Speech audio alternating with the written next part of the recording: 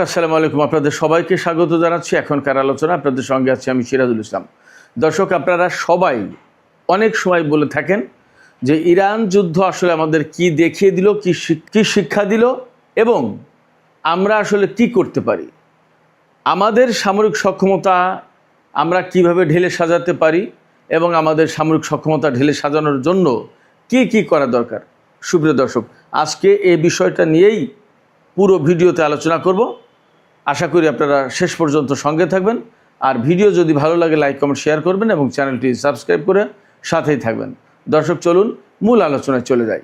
Iran যুদ্ধ আসলে আমাদের সর্বপ্রথমে যেটি দেখিয়েছে যে ভবিষ্যতের যুদ্ধ কেমন হবে এবং আমাদের কেমন রকমের প্রস্তুতি থাকা দরকার। এই জায়গায় একই সাথে আমি প্রশ্ন করে রাখি, আসলে সেই রকমের যুদ্ধের জন্য, সেই রকমের সামরিক সক্ষমতা অর্জনের জন্য আমাদের বাংলাদেশের সামরিক বাহিনী প্রস্তুত তো?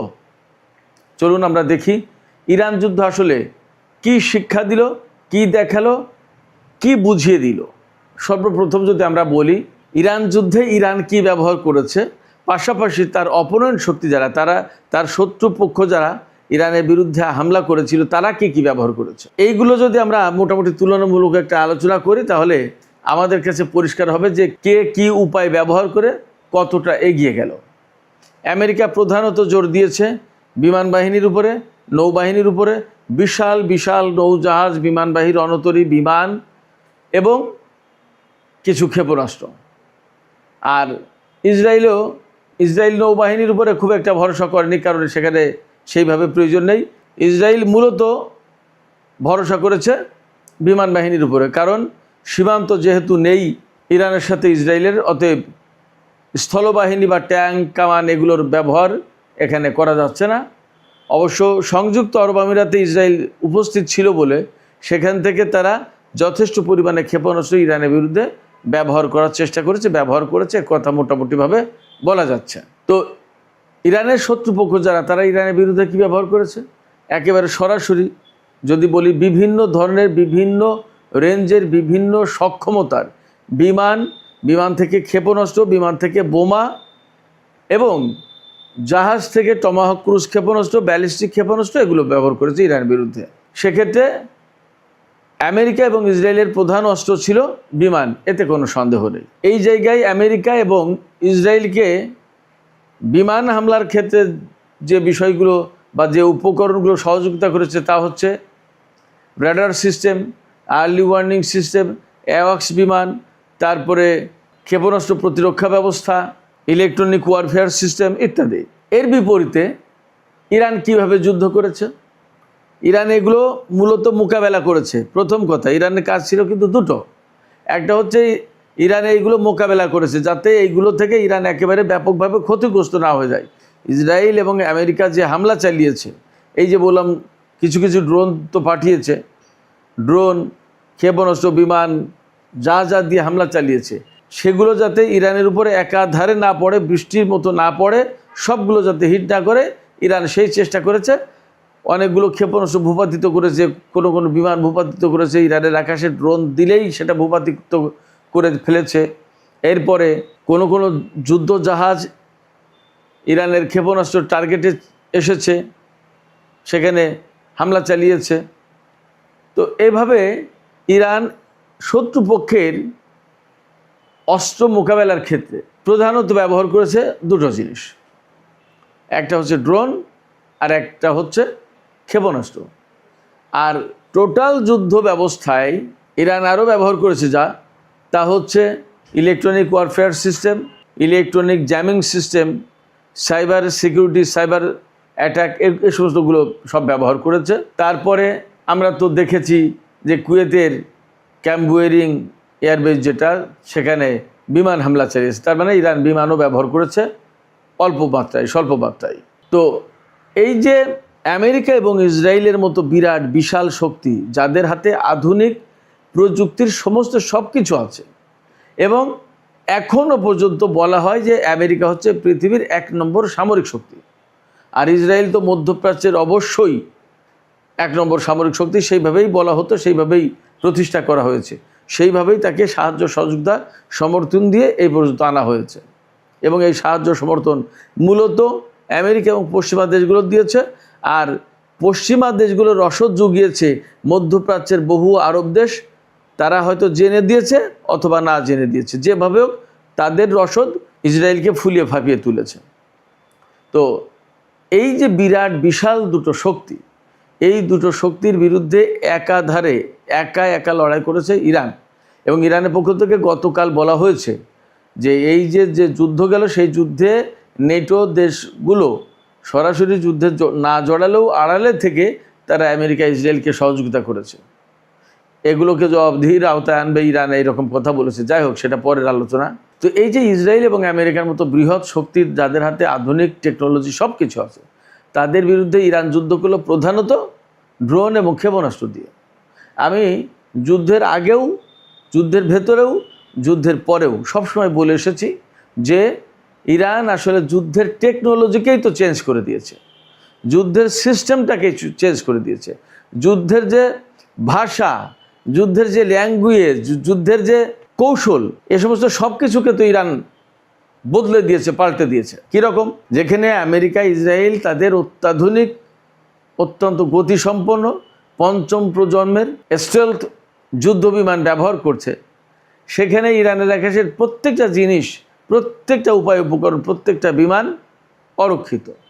আমরা দেখেছি F-35 বিমানকে আঘাত করেছে ইরান। এমন এক প্রযুক্তি আবিষ্কার করেছে, ইনফ্রারেড ডিফেন্স সিস্টেম, যেটা বিমান কোন দিকে যাচ্ছে তার শুধু তার তাপ দেখে শনাক্ত করে সেই দিকে গিয়ে ক্ষেপণাস্ত্র আঘাত করছে বিমানে। F-15 যুদ্ধ বিমান, সেটা ইরানের আকাশ থেকে ভূপাতিত হয়েছে। আর ড্রোন গেলে তো একের মুড়ির মতো ফেলেছে। এই রকম বিপর্যয়ের মুখে আমেরিকা পৃথিবীর ইতিহাসে কোথাও পড়েনি। কি দিয়ে এই বাজিমাতটা করলো? মেইনলি ড্রোন এবং ক্ষেপণাস্ত্র দিয়ে। ড্রোন এবং ক্ষেপণাস্ত্র পরিচালনা করতে গেলে নিজস্ব এবং উন্নত মানের ক্ষেপণাস্ত্র প্রতিরক্ষা ব্যবস্থা বা এয়ার ডিফেন্স সিস্টেম বলতে যেটা বোঝায়, missile defence system, air defence system, আপনি যাই বলেন, এগুলো দরকার। একটা সমন্বিত, একটা কোঅর্ডিনেটেড ডিফেন্স সিস্টেম দরকার, সেগুলোও কিন্তু দরকার। দেখেন, ইরানের আকাশে যখনই তার স্টিল জঙ্গি বিমান পাঠিয়েছে, এমনকি 2019 সালের 20শে জুন ইরানের আকাশ সীমায় পারস্য উপসাগর দিয়ে পাঠিয়েছিল আমেরিকা সেই সময়কার সর্বাধুনিক ড্রোন গ্লোবাল হক। এই গ্লোবাল হক ড্রোন সেই সময় সবচেয়ে আধুনিক ছিল। এই ড্রোন পাঠানোর সাথে সাথে ইরান তার র্যাডারে ধরে ফেলেছে এবং সিঙ্গেল মিসাইল শট দিয়ে তাকে ভূপাতিত করেছে। একটা ক্ষেপণাস্ত্র দিয়ে তাকে ধ্বংস করে দিয়েছে। কোনো স্টেলথ প্রযুক্তি তো ইরানের ক্ষেপণাস্ত্র প্রতিরক্ষা ব্যবস্থা বা আকাশ প্রতিরক্ষা ব্যবস্থার কাছে নিরাপদ থাকছে না, নিজেদেরকে গোপন রাখতে পারছে না, ধরে ফেলছে। এই যে ইরানের নিজস্ব টেকনোলজি, এই টেকনোলজি একটা পর্যায়ে গিয়ে দেখা গেল যে আমেরিকা এবং ইসরায়েলের উপরে প্রাধান্য বিস্তার করেছে। তা না হলে ইসরায়েল বা আমেরিকার যে F-35 জঙ্গি বিমান, যুদ্ধ বিমান, তা ভূপাতিত করলো কিভাবে? সেটা তো স্টেলথ। F-15 তো স্টেলথ প্রযুক্তির বিমান। আরও ড্রোন যা, সেগুলো সবই তো ধ্বংস করলো ইরান। এবং তার ক্ষেপণাস্ত্রের কাছে, তার ড্রোনের কাছে তো কোনো কিছু পাত্তা পেল না। মারাত্মক ব্যাপার না? এই প্রশ্ন কিন্তু আসে যে তাহলে ইরানের প্রযুক্তি বেটার নাকি আমেরিকার প্রযুক্তি better? On the other hand, Iran যে সমস্ত ক্ষেপণাস্ত্র ব্যবহার করেছে তার ভিতরে বিভিন্ন ডিজাইনের এবং মডেলের হাইপারসনিক ক্ষেপণাস্ত্র ছিল, যা আমেরিকা এবং ইসরায়েলের হাতে নেই। এবং আমেরিকা ইসরায়েল এই ক্ষেপণাস্ত্র ঠেকানোর মতো প্রযুক্তিও তারা ব্যবহার করে না, তাদের হাতে নেই। তাহলে কি দাঁড়াচ্ছে? তাহলে দাঁড়াচ্ছে যে ইরান তুলনামূলক কম শক্তিশালী অর্থনীতির দেশ হওয়ার পরেও, নিষেধাজ্ঞার ভেতরে থাকার পরেও, দীর্ঘদিন যাবৎ কারোর কাছ থেকে কোনো অস্ত্র না কিনে নিজেই অনেক কিছু তৈরি করে ফেলার পর দেখা যাচ্ছে যে আমেরিকা এবং ইসরায়েলের চেয়ে তার প্রযুক্তি ভালো কাজ করলো যুদ্ধের ময়দানে। তো পরিষ্কার, তাহলে এখান থেকে প্রথম এবং প্রধান শিক্ষা হচ্ছে যে এই মুহূর্তে আধুনিক যুদ্ধ বিমান খুব গুরুত্বপূর্ণ, তাতে কোনো সন্দেহ নেই। বিমানের গুরুত্ব আমি কমিয়ে দেখছি না, কিন্তু সেই বিমানের চেয়েও জরুরি জিনিস হচ্ছে ক্ষেপণাস্ত্র এবং ড্রোন। আমরা যে J-10C বিমান কিনবো, পাকিস্তানের কাছ থেকে যে F-17 থান্ডার বিমান কিনবো, দ্যাটস ওকে, খুব ভালো। কিন্তু আমাদের ফোকাসটা যেন কোনো মতেই না চলে যায় শুধুমাত্র বিমানের দিকে। যুদ্ধ বিমান দিয়ে আমরা সব কিছু করতে পারবো না। আমাদের যার সাথেই মোকাবেলা হোক বা আমাদের নিজেদের প্রতিরক্ষা ব্যবস্থাটাই আমরা ঠিক করি। আমরা কারোর সাথে যুদ্ধ করতে যাচ্ছি না, কিন্তু আমাদের নিজেদের সক্ষমতা নিজেদের হাতে থাকতে হবে এবং এখানে খুব পরিকল্পিত উপায় করতে হবে।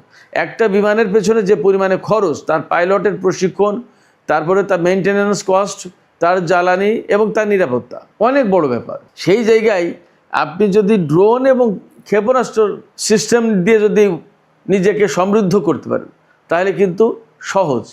এখন বলা হচ্ছে যে ড্রোন হচ্ছে গরিবের এয়ারফোর্স। আপনার ড্রোন পরিচালনার জন্য কিছু লোক পর্দার আড়ালে থেকে রিমোট কন্ট্রোলের মাধ্যমে সে কন্ট্রোল করবে, চালাবে।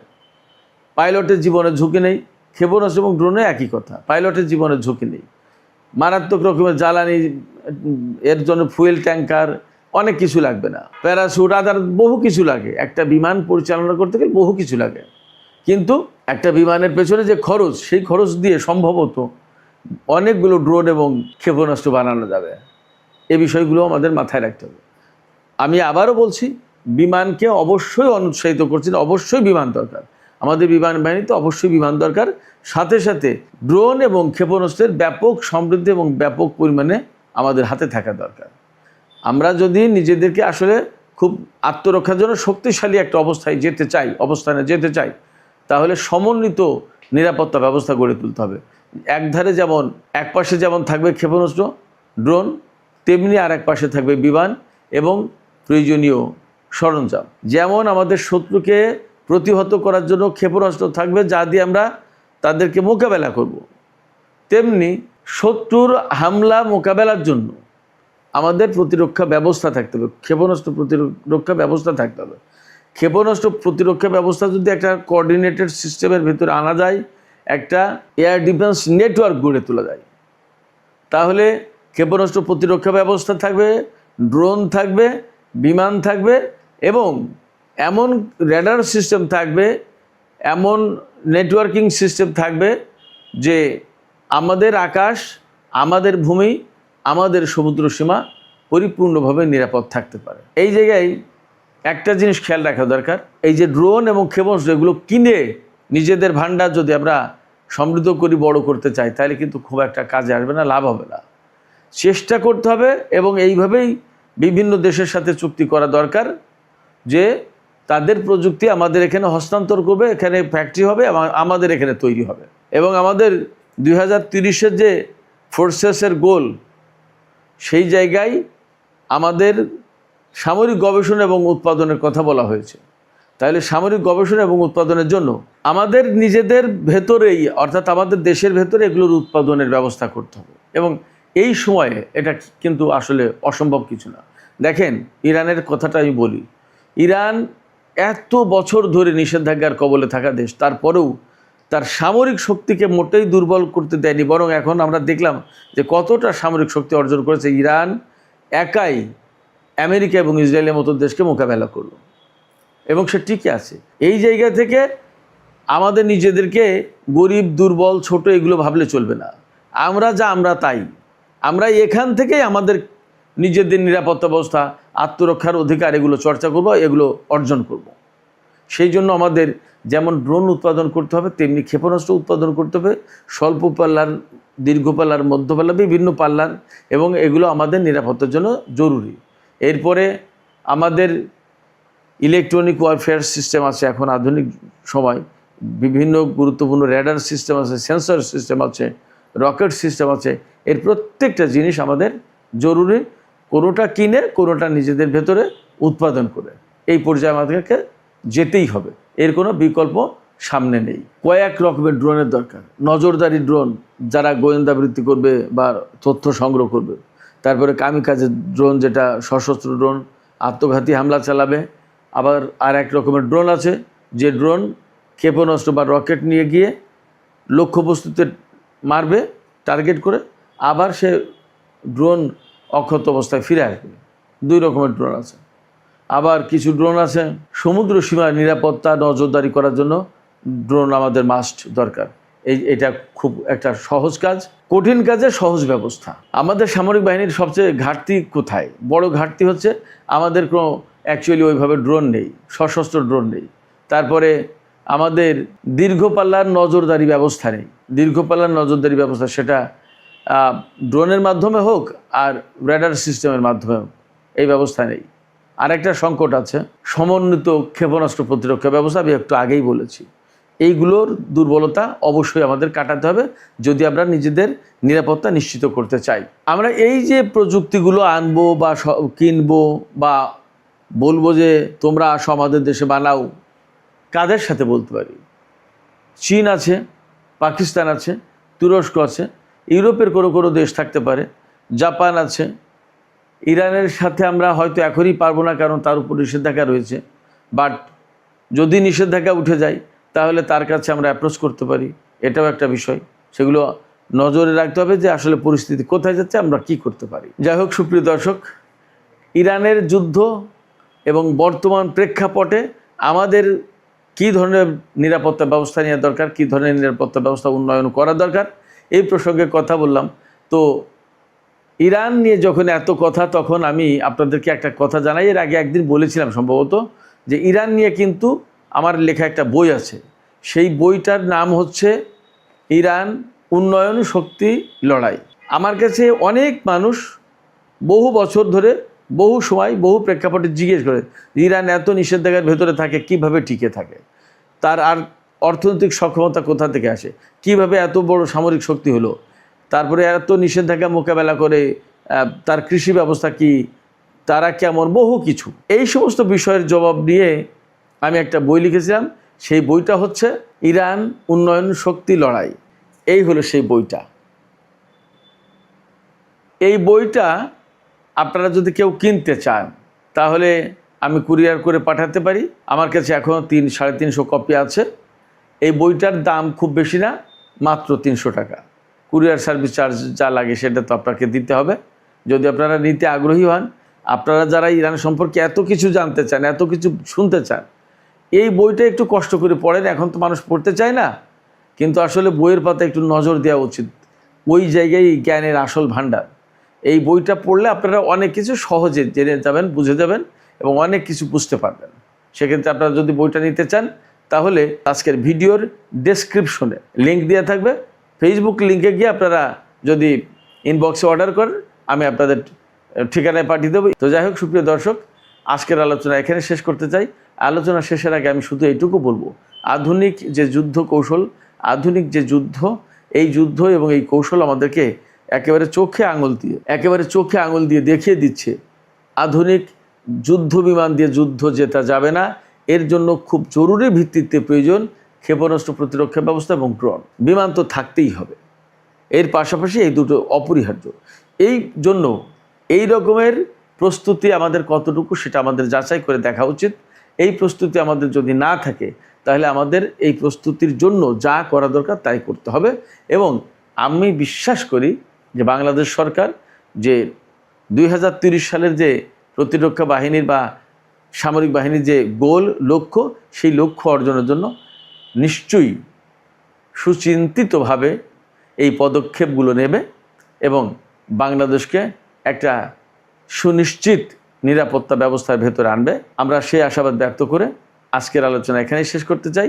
আলোচনা শেষের আগে আপনাদের কাছে প্রশ্ন, আপনারা কি মনে করেন বাংলাদেশ কি আসলে যেভাবে এগুচ্ছে বা যে পরিকল্পনা নিচ্ছে তাতে কি সঠিক পথে আছে? এবং আপনাদের কি মনে হয় বাংলাদেশের কি আসলে ড্রোন এবং একটা সমন্বিত ক্ষেপণাস্ত্র প্রতিরক্ষা ব্যবস্থা গড়ে তোলা উচিত কিনা?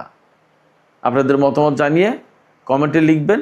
আর ভিডিও ভালো লাগলে লাইক, কমেন্ট, শেয়ার করবেন এবং চ্যানেলটি সাবস্ক্রাইব করে সাথেই থাকবেন।